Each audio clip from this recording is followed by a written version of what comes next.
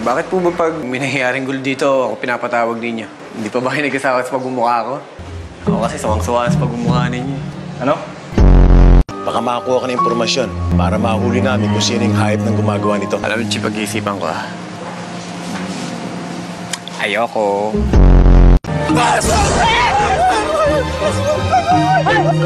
Tao yan! Malang aswang! Baka gusto mo ikulong kita. Wala akong ginagawang kasalanan. Kaya kung gusto kong lumabas, nakakalabas ako. Alam mo yan. Teka lang. Anong magagawan? Wala! Astig lang. Hindi tayo talo, okay? Magkaibigan tayo. Ayokong masira yun. Mas magiging close ka tayo pag magjowa na tayo eh. Kailangan muna nating malamang hindi nga aswang tong taong to, Mang Pepe. Hayop ka. May bintang mo pa ako. Mas pogi pa ako sa'yo. Ba't tumakbo ka sa amin? Eh, inabol niyo ako eh. Kaya nga naman di ako tumakbo.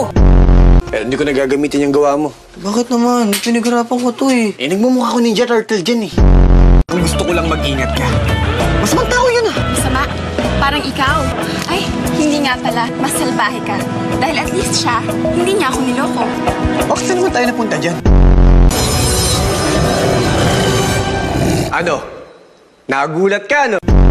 May date akong mami eh. Kanino? Eh, Rosario po. Pero, chaperon lang ako eh. Pwede ko rin po mamahawakan yung kamay ninyo.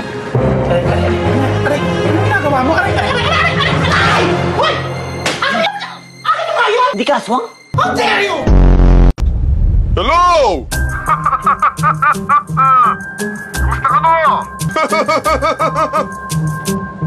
Bakit? Hindi ko lang meron narinig ko hininga niya. Natatakot ka, no? O, masakit ng lalamunan mo. Sa aring aswang. Where na you? Dito na me. Ano trato ko sa'yo? Ninakaw kayo parang pinagay niyo ba? Ikaw yung... Oo! Ako yung pinagpalan, Lord! Pero kaya ako na-late kasi... Dahil hinabol ako ng mga aswang. Ang dami nila. Nasa paligid lang natin. Hindi natin nakikita. Mukha silang totoong tao pero totoong aswang sila. Ang dami nilang aswang. Nakita ko sila. Hinabol nila ako. Rosario. Wisit?